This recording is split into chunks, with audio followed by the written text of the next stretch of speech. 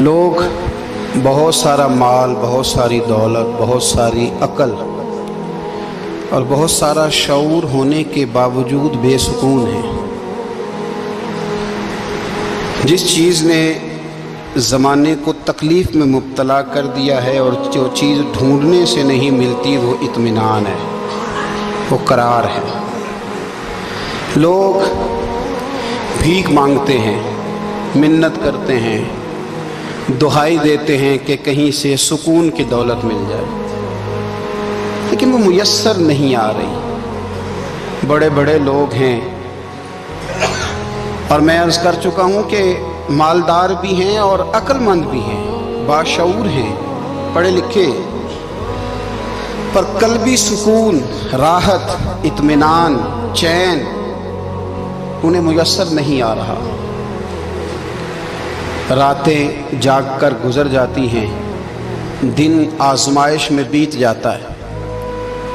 وہ کبھی اس کے لیے ٹھنڈے علاقوں کا سفر کرتے ہیں، کبھی دوستوں کی مجلسوں میں جا کر کے بیٹھتے ہیں، کبھی گھر سے دور اکیلے میں تنہائی میں وقت گزارنے کی کوشش کرتے ہیں، لیکن دولت سکون ناپید ہوتی ہے، میسر نہیں آتی۔ عرش کا رب فرماتا ہے، کیوں تو بھٹکتا پھرتا ہے، کیوں دائیں بائیں جاتا ہے؟ چپ کر کے مسجد آ جا اور لوگوں سے بچ کے تنہائی میں میرا ذکر کر۔ اللہ ملے گا کیا؟ فرمایا اعلیٰ بذکر اللہ تطمئن القلوب، میں تیرے بے چین دل کو چین عطا کر دوں گا۔ وہ تیرا تڑپتا اور پھڑکتا ہوا مزاج، اسے میں سکون کی دولت دوں گا۔ یہ تجھے کہیں اور نہیں ملے گا، یہ میری یاد میں ملے گا۔ یہ چین، قرار، سکون تجھے یہیں میسر آئے گا۔ اطمینان قلبی زندگی کا حسن ہے بھائی، دولت سکون اصل ہے۔ بڑے ٹھنڈے کمرے میں کچھ لوگوں کو نیند نہیں آتی، اور داتا صاحب رحمۃ اللہ علیہ آپ جائیں تو دونوں سڑکوں کے بیچ جو فٹ پاتھ ہے نا، اس پہ بھی کچھ لوگ سوئے ہوتے ہیں۔ ادھر سے بھی گاڑیاں گزرتی ہیں، ادھر سے بھی گاڑیاں گزرتی ہیں، لیکن بس نیند ہے نا، اللہ کا فضل ہے، اس نے دے دی ہے، آنے والوں کو آ گئی ہے۔ اطمینان قلبی، میرا معاشرہ بے سکون ہے، بے قرار ہے۔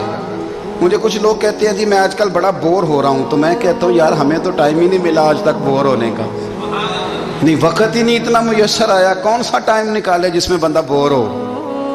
وہ تو ہے کہ انسان کچھ فارغ ہو، کہیں اس کے پاس گنجائش ہو تو بور بھی ہو لے۔ کیسے بور ہو لیتے ہو؟ یہ کیا ہوتا ہے بور ہونا؟ زندگی میں اتنا وقت ہی کہاں ہے کہ انسان بور ہوتا پھرے اور یہ تصور بناتا پھرے کہ میں بڑی آزمائش میں ہوں، تو میں بڑے بور ہو رہا ہوں، تو میں بڑی تکلیف میں ہوں۔ تو وقت بہت زیادہ ہے ہمارے پاس، لایانی کاموں میں ضائع بڑا ہوتا ہے، تو ہم بور ہوتے ہیں، پریشان ہوتے ہیں۔ اللہ فرماتے ہیں یہ جو میری یاد ہے نا، لیکن اس کا بھی ایک طریقہ ہے یاد کا، اس طریقے سے اگر میرے رسول کریم علیہ السلام نے فرمایا اللہ کا ذکر اس طرح کرنا کہ دیکھنے والا تمہیں دیوانہ سمجھے، لوگ سمجھیں کہ کوئی مجنون ہے، کوئی جنونی ہے، کوئی پاگل ہے۔ یہاں اللہ تعالیٰ معاف کرے، آپ ذکر کی مجلس چھیڑیں، آپ نعت شریف کی مجلس چھیڑیں تو بہت سارے لوگ پروفیسر بن جاتے ہیں، وہ ساری نہیں ہلاتے، ان کی زبانی حرکت میں نہیں آتی۔ حالانکہ رب کریم کا ذکر اس طرح کرو کہ دیکھنے والا تمہیں دیوانہ سمجھے، کہیں اور کھونے کی ضرورت ہی نہیں۔ میرے حبیب گویا ہمیں فرماتے ہیں تو رب کے ذکر میں اس طرح کھو جا کہ تجھے دنیا کا خیال ہی نہ رہے، تجھے پھر دنیا کی ہوش نہ رہے۔ لیکن اگر نماز میں بھی خیال غیر آئے، ذکر میں بھی توجہ کہیں اور ہو، زندگی میں وہ عجیب لمحہ تھا، وہ میرے ساتھ تھا اور میں تنہا تھا۔ اگر ماحول یہ ہو کہ آپ کہیں جسم کے ساتھ تو موجود ہوں، روح موجود نہ ہو، تو پھر لذت ذکر بھی میسر نہیں آتی، پھر کیف نہیں حاصل ہوتا۔ یاد رکھیں کہ اس طرح کھو کے رب کی یاد کہاں سے کیف آئے؟ الجھ ہی پڑا گئے ہیں۔ وہ مستی، وہ سرور، وہ کیف جو اللہ کے ذکر میں ہوتا تھا، جو کبھی مرشد کامل کے سامنے بیٹھ کر لوگ اللہ اللہ کرتے تھے تو لگتا یہ تھا کہ یہ یہاں ہیں ہی نہیں، یہ تو کہیں اور چلے گئے ہیں، یہاں موجود ہی نہیں۔ لیکن اب وہ موج نہیں، وہ شوق نہیں، وہ درد نہیں، وہ ذیل نہیں۔ इकबाल तड़प के कहा करते थे, खिरत की गुत्थियां सुलझा चुका हूं, यार अब मुझे साहिबे जुनू कर दे, अल्लाह मेहरबानी फरमा, वो कैफियत दे, वो सुरूर दे। जिंदगी में अगर इत्मीनान चाहते हो तो कभी कभी सब कुछ भूल के ना तो मस्त हो जाया करो रब की याद में। कभी कभी छोड़ दें दुनिया, छोड़े यार मोबाइल, किसी वक्त करें इसको बंद, छोड़े इस बात का ख्याल कि फलाने ने लूट किया कि नहीं की, छोड़े।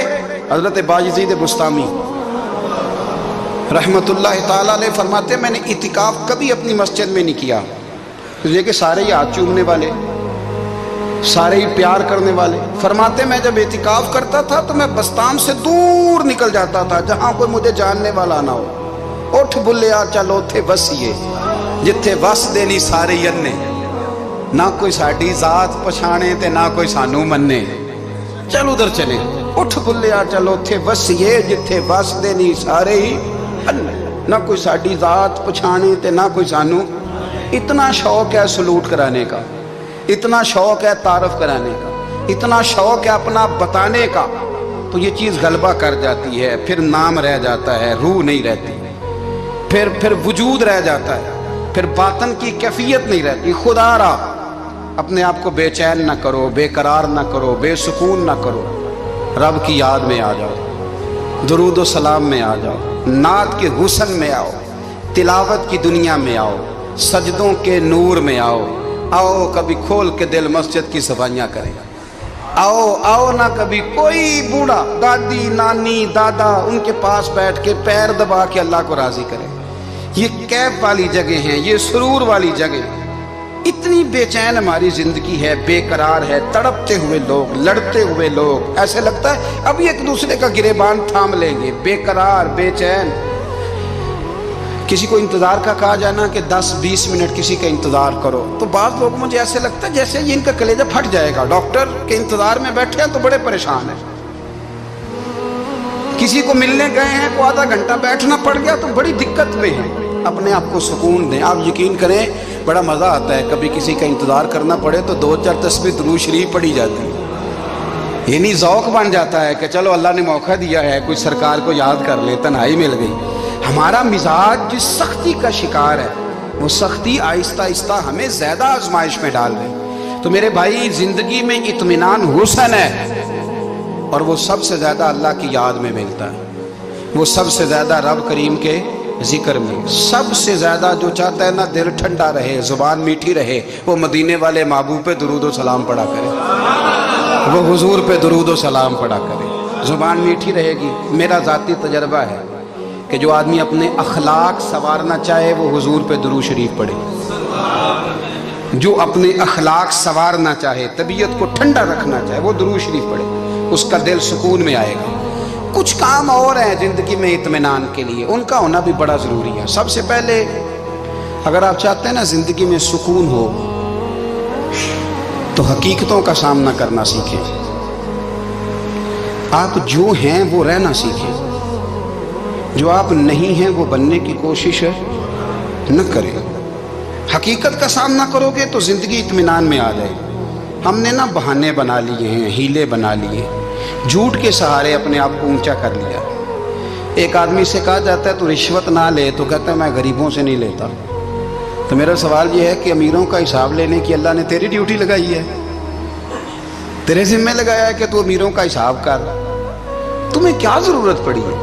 हम ना बहाना करते हैं, रिश्वत लेने वाले का अलग बहाना है और सिफारिश वाले का अलग बहाना है। हकीकत का सामना करें, हकीकत का। जो मेरे जिम्मेदारियां हैं वो मैंने पूरी करनी, जो आपकी जिम्मेदारियां हैं वो आप जान ना छुड़ाएं, हकीकत पसंद बने। मेरे रसूल करीम, फिर पढ़िए दुरूद शरीफ सल्लल्लाहु ताला अलैहि वसल्लम।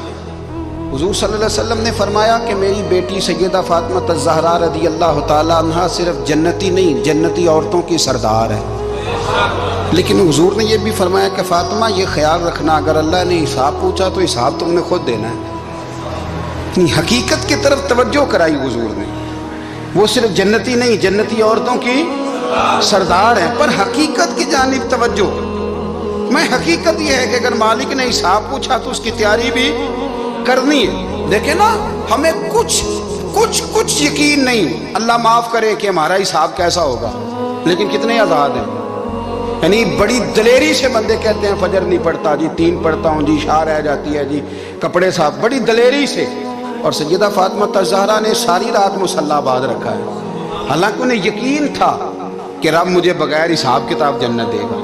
حقیقت کا سامنا کریں, جو حقوق آپ کے ہیں وہ آپ نے ادا کرنا ہے, جو ذمہ داریاں ہیں وہ ذمہ داریاں ہیں. دیکھیں نا, حضرت موسیٰ کلیم اللہ علیہ السلام کے بعد اسرائیل روح نکالنے آئے تو حضرت موسیٰ نے تھپڑ مارا, آنکھ نکال دی, واپس گئے. اللہ انہوں نے تو جلال فرمایا ہے, کہا موسیٰ علیہ السلام سے کہیے بیل کی پشت پر ہاتھ رکھیں, جتنے بال ان کے دست مبارک کے نیچے آئیں گے اتنے 1000 سال ان کی عمر بڑھا دی جائے گی. یعنی میرے کان میں کوئی بتا دے کہ جناب 60 سال بڑھ گئی, کیا آپ کے کان میں کوئی کہہ دے تو خوشی ہوتی ہے کہ نہیں؟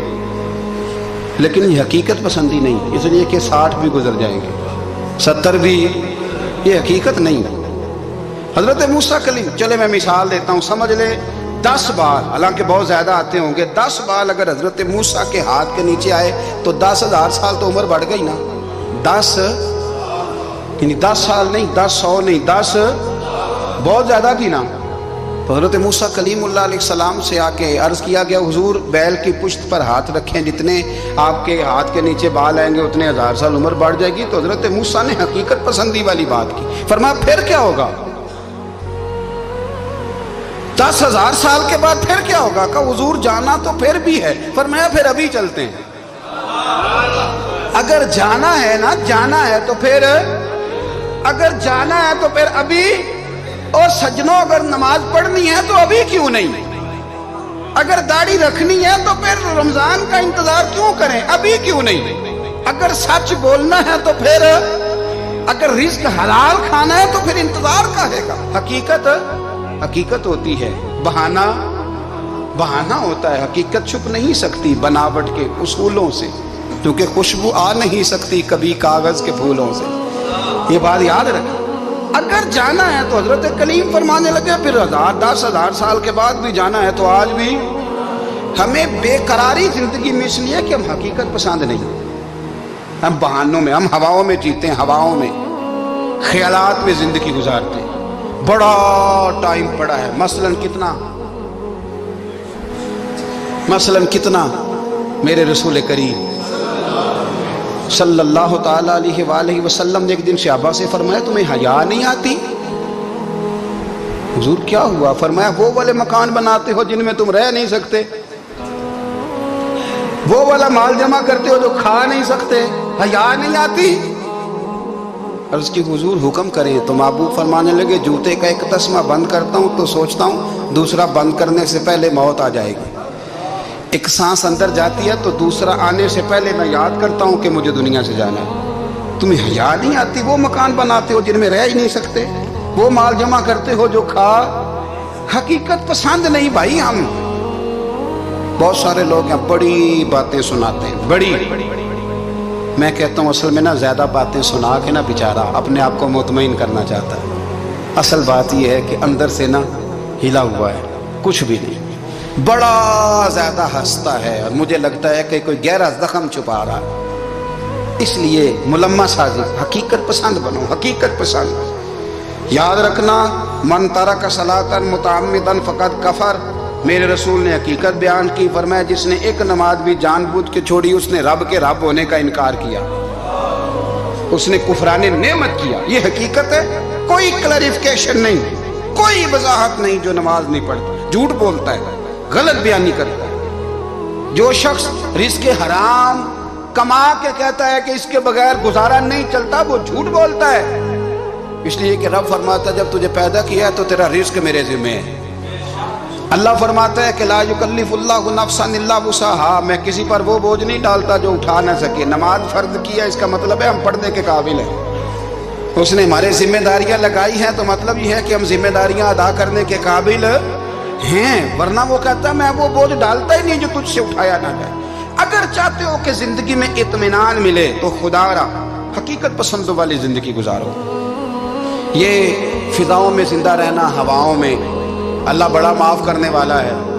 اللہ بڑا کریم ہے معاف کر دے گا، تو بھئی یہ بات صحابہ کو بھی پتا تھی، یہ اہل بیت کو بھی خبر تھی، تو وہ تو ایک ایک بات کا لحاظ کرتے تھے۔